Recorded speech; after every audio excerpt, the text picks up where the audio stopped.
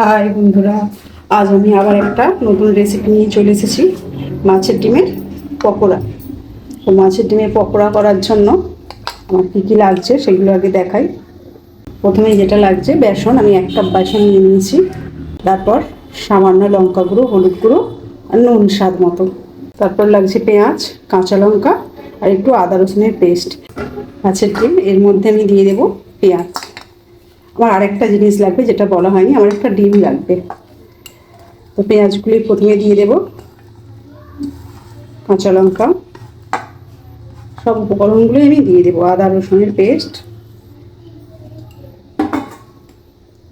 হলুদ গুঁড়ো, লঙ্কা গুঁড়ো, নুন দিয়ে দেব। ডিমটা আমি ফাটিয়ে দিয়ে দেবো। এবার দেবো বেসনটা। তো আমি এটা ভালো করে হাত দিয়ে মাখিয়ে নেব। ভালোভাবে মাখিয়ে নিয়েছি। এটা আমি কড়াইয়ে বেশ সামান্য পরিমাণে তেল দিয়ে দিয়েছি।